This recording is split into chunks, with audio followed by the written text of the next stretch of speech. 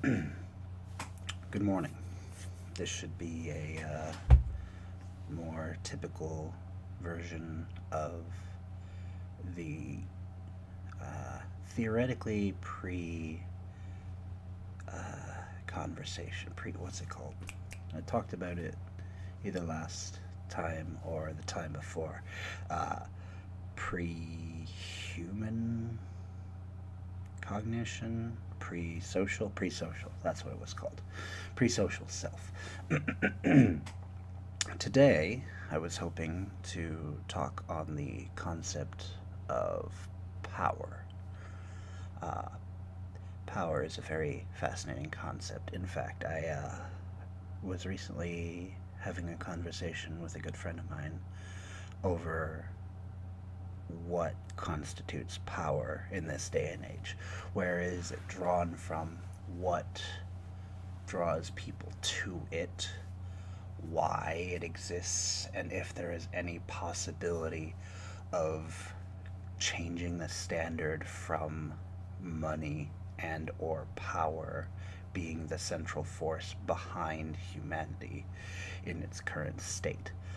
I I had attested that the only way that we would be able to get over these things, which are more or less immutable facts, based on the way humans interact, uh, and have interacted since arguably the dawn of time, depending on who you ask, um, it would take asking and or answering questions that we do not even have formulated yet, and or being able to compress time was the answer that I came up with after battling with myself and going back and forth for a while, where I was starting to think, well, what is power? Power is an imagined concept. It is one of the figments of imagination that is a cause for concern, along the lines of the imagined concept of time. Nature has no actual way of recording time, or it didn't before we existed and forced there to be a. What is that noise? Anyway, forced there to be a way to. I know what that noise is. It's 3 in the morning and power circuits being haunted. It happens. Um, if power is an immutable concept due to the fact that humans are constantly in struggle with one another, um, you would have to, like I was saying, compress time or do something of a similar extent, because money is both power and time. Uh, Time is one of the most valuable things that we have. Tempting to resist a sneeze, you may be able to detect. Time is one of the most valuable things that we have on this earth because each of us has a limited, variable amount of time. Each of us has a worth to our time. That worth is designated largely based off of where you are born, your cultural norms and mores, um, your level of intelligence in current society, which I think shouldn't be a thing, but we would have to re examine the entirety of society as it is to try and more reasonably have a basis for that. Society is in existence largely because humans do not do solidarity very well. Solitarity rather than solidarity. I'm sorry for misspeaking. um, Solitary humans end up not being very functional. There is a reason for that. We have been a societal species forever, for as long as humanity as it has ever been known has existed. If you can still just go on and on about arguing whether the first humans were still really humans, if they had any humanity. But by that token, you would also have to negotiate with whether or not the future humans would be considered also human, even if they are in what is considered augmented reality. We're already starting to enter into a sort of augmented reality as it stands. Um, People, cybernetic enhancements, willfulness to abandon what would be considered reality by and large by most people. Um, and where was I going with this? Willful abandonment of reality, power. Uh, I don't really think that strength is necessarily a measure of power anymore because we live in what is now being hailed as the information age. Um, and like I was trying to say earlier, humans are not really what they used to be anymore. Not that there's anything wrong with the way we are. Okay, there are probably many things wrong with the way we're progressing, but it's not my place to judge, for one. And for two, it's the natural, quote unquote, natural way of human progression. Because there's basically just no other way that we could go aside from the way that we're going. If you believe, unless you believe in multiverse theory, which, whew, that's a conversation for another day, I'm afraid. Multiverse theory is a little bit long for this, but um, by and large, the consensus that humans agree upon, for various and sundry reasons, whether it be religious, or just a strange feeling, uh, or the idea that we all live in a simulation.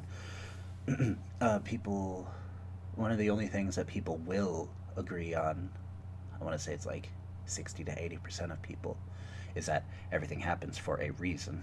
Uh, this has been scientifically posited by Einstein himself. Everything uh, will act in a specific way unless acted upon by an outside force, primarily. Uh, as well as, of course, the energy coefficient, but one could also argue that the energy coefficient could be related back to power. Information. Information is power, but we live in the information age. Everything that is discovered is almost instantaneously shared with everyone else because it's hard to just keep a secret in the information age. You've got everything and its brother categorized and notified and codified and recorded and placed on the internet and for everyone to see. Uh, you could probably find any part of humanity that has ever existed somewhere on the internet. Um, to well, before, up until the point when written humanity existed, it's not like we could go, oh yeah, let's find digital photographs of people from before digital photography existed, obviously. But anyway, that's kind of a moot point. Um, so scientifically, religiously, agnostically, atheistically, all these people, by and large, not everyone, but most of them agree that everything happens for some reason. Not necessarily the same reason as one another, but a reason of some variety. Um, I'm just kind of like rambling. I don't have a script or anything, which is probably, I might want to work on one of those eventually. Let's see. Power. Einstein. Theory of relativity. speed of light, uh, evolution. We as a society, we as a, well, I say society, we as a race of humans, we have evolved past our prime, quote unquote. We are physically not as evolved as our brains are. So our bodies are still trying to catch up. They're doing a pretty good job, honestly, all things considered. Uh, it's just slow. Humans are greedy and they try to have everything all at once as opposed to waiting patiently like they're supposed to.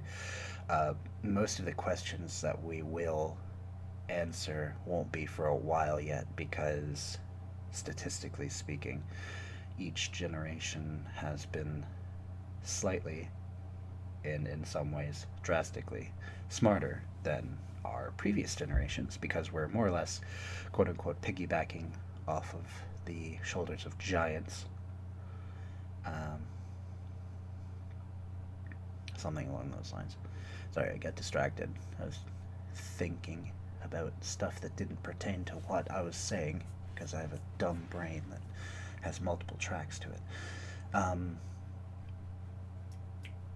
so, say 20 years from now, we may have a person who is finally able to comprehend a question and then put it into a way that the layman's can understand it. Like right now, we have answers to nearly stupid freaking display in the living room. Stupid ghost. Anyway, we have answers to nearly every question. I say nearly every question. It really depends on what you discern as a question, I guess. Um, every non philosophical question, every question that we could expect answers to, we have answers to, um, by and large. So, what we need is somebody who can see that there should be other questions being asked. Um, this might be a little bit difficult, but like I said, we need to be patient because we only evolve so fast, and we are way ahead of schedule mentally speaking. We are, whew, probably a couple thousand years ahead of where we should be, thanks to this miraculous thing we call technology.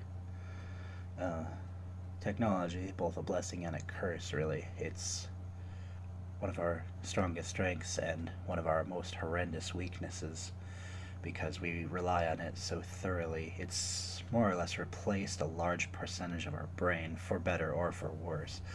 Um, a lot of the time, you would have to dedicate a lot of brain space to very basic things, which are now, by and large, gotten rid of and replaced with technology.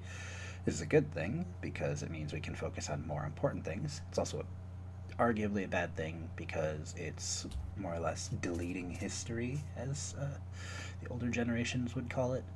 This is why they tend to have a harder time adapting to technology, is because they don't have the ability to put that much more stuff in their brain after their reality has been devoid of this. However, we are slowly approaching a time when even the oldest among us can use a cell phone. And soon those people will be probably dead, and then the next generation will be the ones who already had cell phones in their later years, and they'll be antiquated by the future's technology at some point.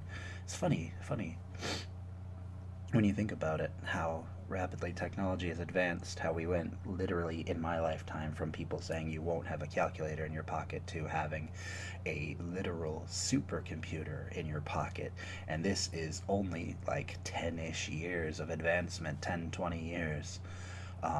It's mind blowing the amount of technology increase that we could have in the future. If you're looking at the graphs, if you've ever seen any of the graphs, um, in about 3 years, we should be hitting some sort of like nth degree peak of technological height.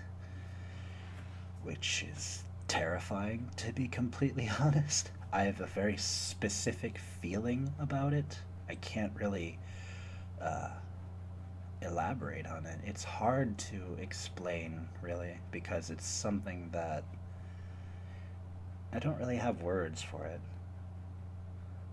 It's not a fear per se. It's like I feel like I'll be doing what I'm doing now, but in a better place. And by then, it will be either like a metaphorical brain death or a rebirth of some variety. Like, I've gone through several renaissances in my time. I think most people go through at least one because of whether, well, most people uh, do it because they're forced to. Not very many people are willing to change on their own. Most people have to be dragged kicking and screaming to change because change is scary. Change is, oh no, that different. Change is a physical manifestation of the unknown and facing the unknown. This is why people find comfort in things along the lines of life after death. It's because, well, if there's life after death, you don't really have to change that much, do you? Uh, but I think it's personally, to me, more fulfilling to live the best life that you have while you still at least have a guarantee of a life. And I think it's never too late for any person to change their life for the better, even if it's at the latest stages of your life. Um, you never know the impact that you're going to have on another person's life. And you can only ever, well, you can only arguably ever do so if you are in a good state of mind. But this is assuming that you want to have a good impact on people. Um, if we're going based off of my previous theories that pain is a type of strength, then there's something to be said for the people who are willingly, arguably horrible people, because they have a place in society in making us able to appreciate the glimmers of hope that we see in humanity. The people that are somewhat less appreciated, the people that are what we would say taken for granted, for they are quote unquote too nice. A rarity, obviously, but part of me wants to wish for a world where they would be more common. Another part has the Machiavellian ideal, which, funnily enough, is kind of a contradictory statement, considering that the ideals that he's known for were his first works and largely considered a joke. But the idea that it's better to be feared than loved, if we allow our people to become quote unquote too good, they will be taken advantage of much more readily than people that are jaded, people that have experienced tumultuous journeys. So it's almost like we should simulate artificial hardships in some way or another. I think this is why video gaming has become such a large phenomenon and something people can be drawn to, because at a very emotional level, you get invested into a situation that usually has some sort of tragedy, and you associate that with yourself because you control their life from your perspective. Um, and it's largely based on you, what happens to the character. So it's like a premature version of parenting almost, if you think about it that way. But I could wax poetic all day, every day about video games. It's a real problem. I need to calm down. I think I think that's about enough. If anyone is listening to this, I do appreciate you listening to this, and I hope you have a fantastic day.